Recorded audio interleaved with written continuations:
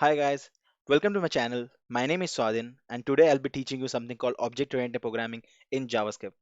Before moving to object-oriented programming, first you should know what is an object.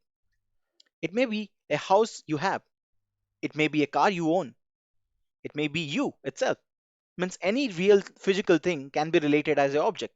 And this OOPS concept or the object-oriented programming concept are a way through which we can relate this real physical thing to a programming language.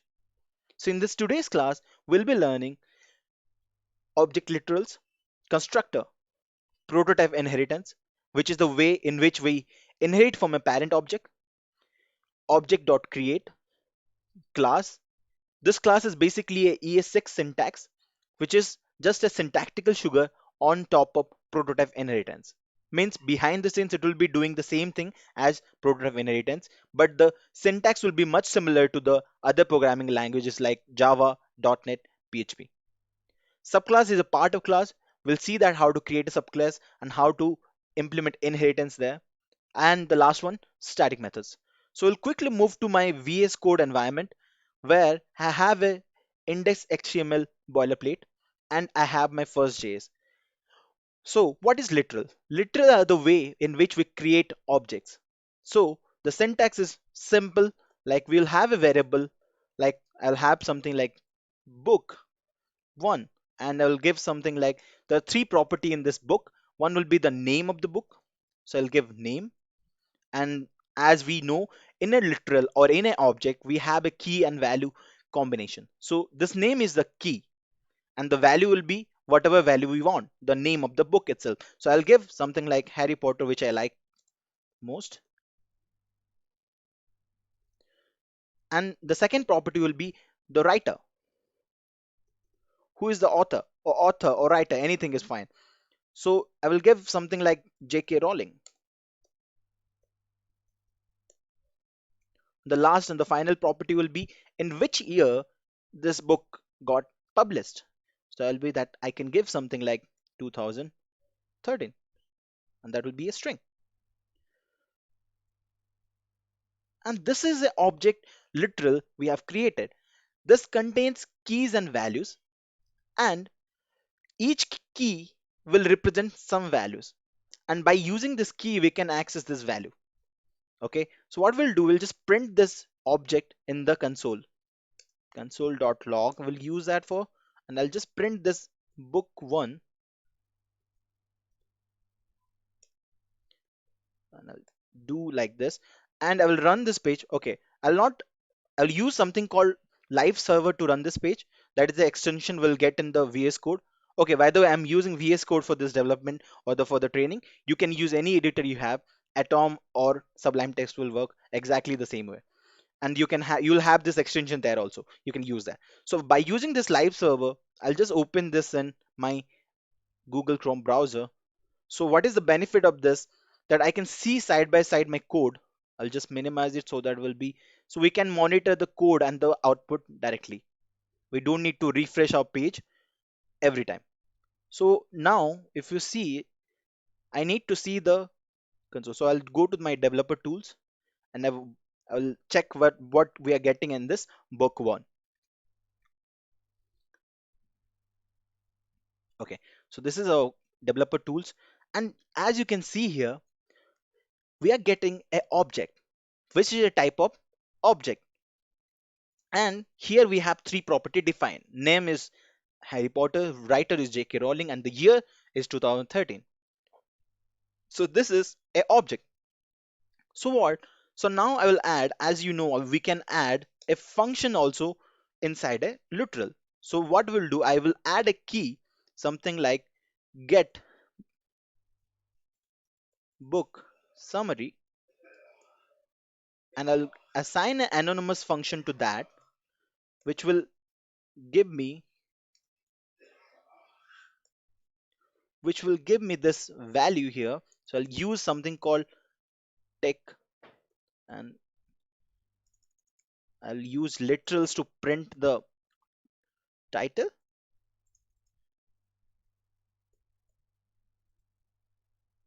I'll use the property which we have. We'll take name, and then we need to have is. written by, written by, and again we can do the same thing. You can use the object literals, and I will write the writer name in year, and again I can use the literals, and this will be this dot year. That's it. So this is the function we have written here. Basically, it is combining all the input fields we have, name, writer, and year, and giving me the summary of that. So what I'll do, I'll just call that method here to see whether it's working fine or not. Get book summary and use these functions. If I save it, you can see, oh, we are not, I'm getting undefined because I'm not returning anything from this function. So if I save it now, I should get a Harry Potter is written by J.K. Rowling in the year, in year okay, that I did a grammatical mistake. Sorry for that. 2013. So this is the way we have literals. Now this functions, this get book summary is attached to this book one object. Now suppose I want to print, if you remove all these functions now, and I will show you the object, you can see that we have the entire object here, means the name, writer, year, and the method itself. What I want to show you that is, if I want only the values, not the keys, then I can do something like, I'll copy this code, and I'll do something like, there is a object class, and I can do values, and I can pass this book one. So this class, this method, this values method will give me only the value as an array. You can see that we have keys and value like name and Harry Potter, writer is J.K. Rowling and this year, but here we have only the value part as an array. Similarly, you can get the keys values also using a method called keys. And yeah, if I save it now, you'll see the third one where you'll have all the keys as a array. And if you want to do some logic on that, you can do it here. So this we call a object literals. And here I want to tell you something. If I want a same book object again, what I need to do, I need to create separate literals, and I need to give a separate name there, book 2. And if the name will be, I will be changing to Meluha, which is another book I like, and the writer is Amish Tripathi for that. Amish, and it is written in 2015. And this function will be same here. If I do the same thing for book 2 now, I will see,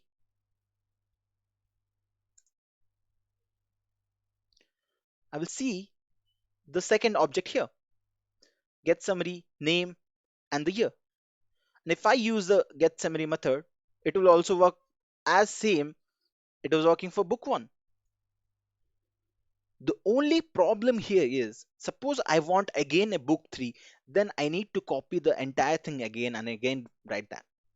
So the what we are doing here is, how many times we need this property or this method, we are repeating this same code, because inside this get book summary we're repeating the same code again and again. If I need 1,000 books, then it will be 1,000 times, which is not an efficient way of writing codes.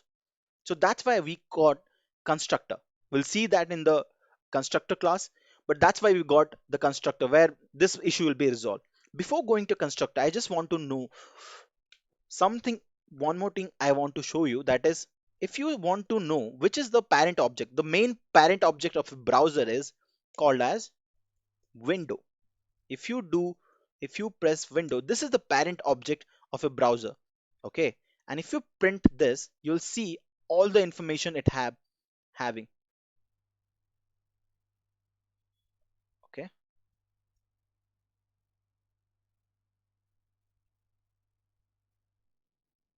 oh sorry, this one, for this one I got it. If I go to here, this one window, you can see if I expand this, you'll see all the functions we have, all the literals we have created is added to this one.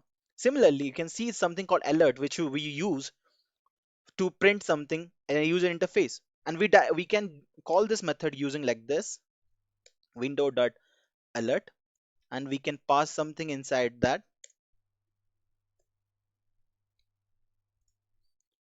I will pass something like hi,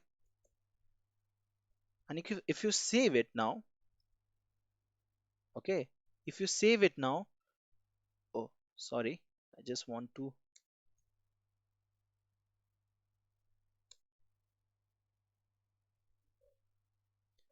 oh, there is a double quote here. I need to do is, if you save it now and you can go here, you can see I'm getting an alert here. Okay, and that's a way we print alert inside our window. So that is inside our window object. Similarly, we have something like navigation here, where you can find navigator, where you'll find the information about your browser and which machine you are in and all this thing. You can do that, you can see that, you can use that. Suppose I'll print something like, I'll do like navigator. If I do console.log navigator dot navigator, see, and if I do I'll save it, you can see that we'll get all this information here also. Whatever inside this navigator will get the information. If you want this app version particularly, you can see that. And like this, you can use all this facility which is present inside the window and app version. If I do this, you'll see this. See, we got the app version here.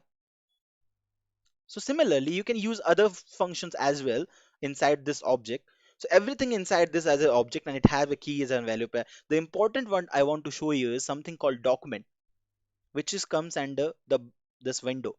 This document is basically your document object model. As you know, after getting a response from a server, the browser creates a document object model, and this is the document object that will be made from that CSS, HTML, and JavaScript, and that is inside the window object.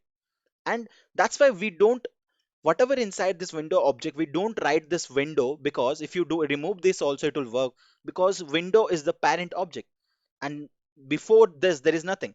This is the superior object, so that's why we can directly write the functions and it will work similar to that. Okay, so this is all about literals. We'll